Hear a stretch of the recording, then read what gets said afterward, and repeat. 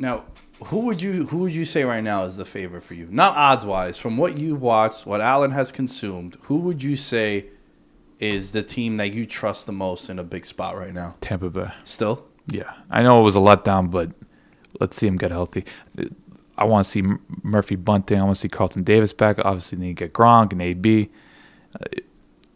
For whatever reason, Tyler Heineke has his best games against the Bucks. And for whatever reason, Todd Bowles' defense, I don't know, they go through weird spells. As much as I like Todd Bowles, his defense is there.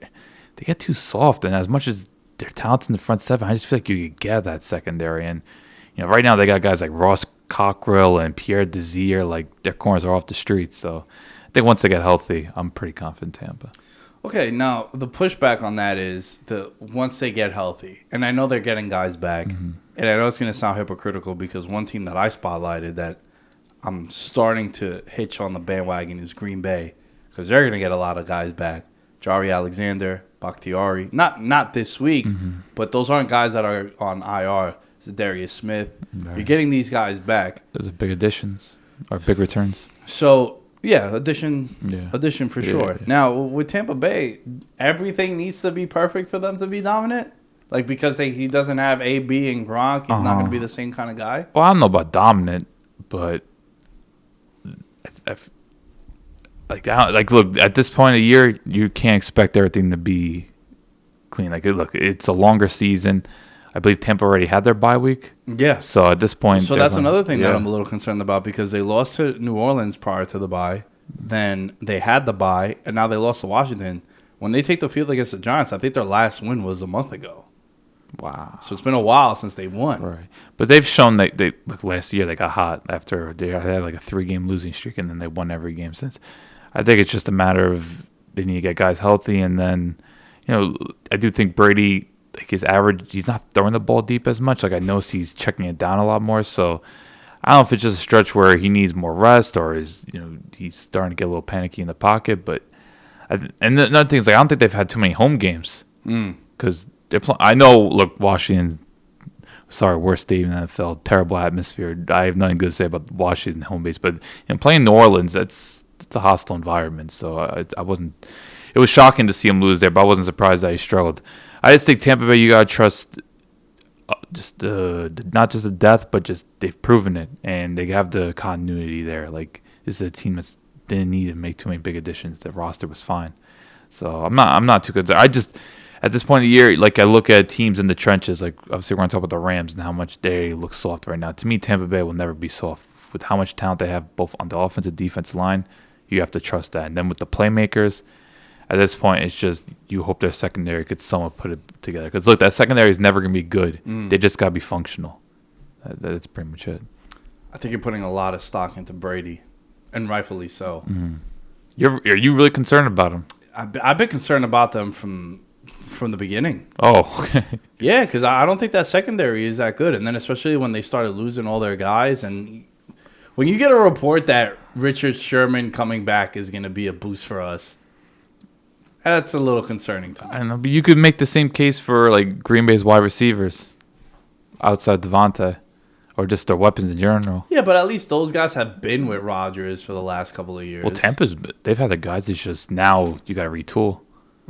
Yeah, that's fair. Yeah, that's fair. fair. To me, those are the two top teams that we're debating on, and I do wonder how much. I think Aaron Jones will be out 2 to 3 weeks. And look, I love me some AJ. I think AJ Dillon's quietly one of the more fun players to watch in the league. Just watch, like when he hits the hole and like you saw Bobby Wagner try to tackle him. Dillon just carried him 5 yards into the end zone. Like trying to tackle AJ Dillon 1-on-1. Good luck with that. Like I'm really excited to see what he could do in the hands role. Like you gotta assume LaFleur's gonna give him 20 touches. Now, you talk about the trenches, and that's a big part of football. I think it's the most important part of football outside of the quarterback.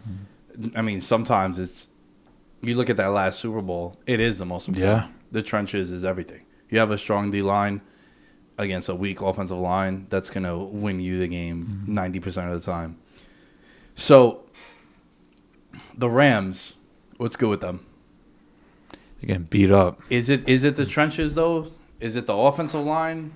Because the defensive line, you get Von Miller also, you got Aaron Donald, and they just got bullied yesterday by... Trent Williams, Alex Mack, they got after him. Like, even the receivers were getting after corners, and you expect someone like Jalen Ramsey to at least make some plays in the run game, and it was just nothing there. Like, constantly, Mitchell was getting to the second level, and it's got to be concerned. And look, man, kudos to Garoppolo. I don't think I've seen Garoppolo play that well in a good 2 years. Like, Garoppolo was slinging the ball, and he wasn't pushing the ball downfield because he's not that type of quarterback, but just the intermediate throws, he was threading the needle. So, you got to give it up to Garoppolo. But as for the Rams, it's just some of this has to be on Stafford, though.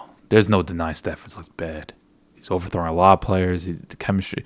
Look, the Odell interception, I think that was more of miscommunication, but it's just you see some of his throws. He's not accurate right now. And as good as he was in Detroit, I know that was a bad situation, but we saw some erratic play in Detroit. And I don't know if right now he's putting too much on his plate, like he's kind of pressing.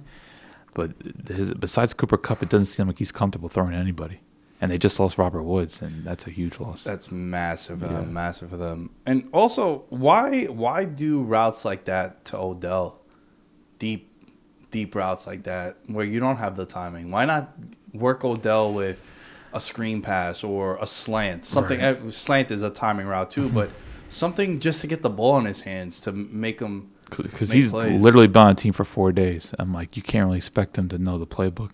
But I will say it's the point. Like, I thought Higbee, what a horrible game he had. 2 bad drops, including one that led to a pick 6. And they also ran the ball, I think, 10 or 11 times as a team yesterday. Right. Can't have that, I think McVay got too caught. Like, I hated that fake field goal at the end. Like, what were you trying to prove there? Like, it's 12 seconds left. You're not going to score a touchdown. Yeah. Just take the 3 points. Like, I think collectively the Rams have completely let themselves down. But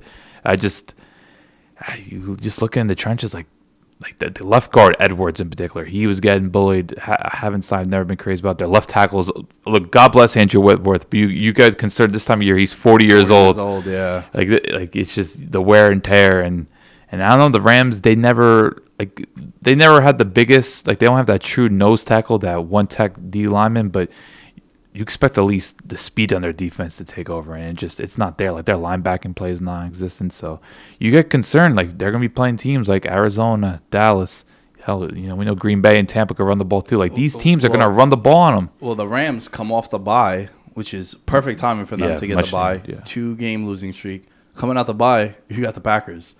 Then they got Arizona. Yeah, so you better fix it. You better get it situated. Mm-hmm. Otherwise, they're going to have no home games in the playoffs.